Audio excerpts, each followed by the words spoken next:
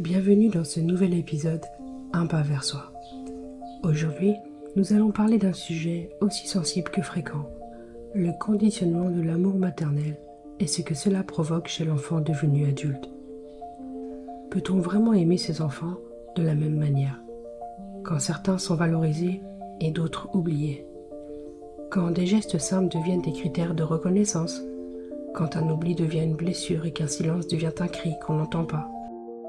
Je vous propose de plonger avec moi dans les mécanismes psychologiques qui se cachent derrière ce type de relation parent-enfant. Une scène banale mais lourde de sens. Imaginez, c'est la fête des mères, 2 enfants offrent un cadeau à leur mère, le troisième, fatigué par sa journée de travail et vivant loin, envoie un message affectueux en soirée. Il pense à elle, même à distance. Le lendemain, la mère publie une photo de ses cadeaux sur les réseaux sociaux. Elle remercie nommément les 2 enfants qui ont offert quelque chose. Le troisième, rien, même pas une mention, malgré le message. Pas un mot, juste le vide public de son absence.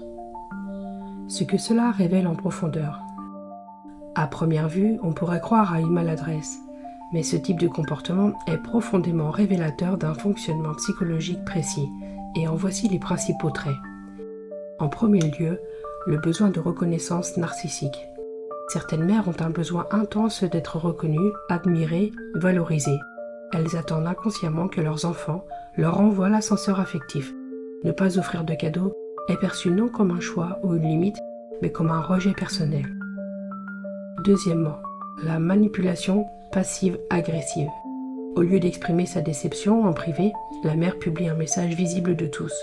Elle fait sentir à l'enfant ce qu'elle pense de lui sans jamais lui dire directement. C'est une forme de communication passive-agressive.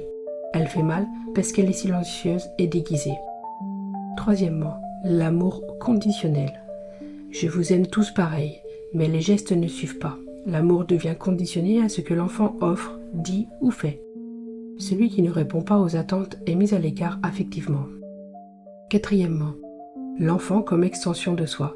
Plutôt que de reconnaître ses enfants comme des individus à part entière, certaines mères les voient comme des reflets de leur propre image. L'enfant est censé agir comme elle aurait voulu. Et s'il s'écarte, elle le vit comme une trahison. Cinquièmement, la victimisation. Souvent, ces mères se placent dans une posture de victime.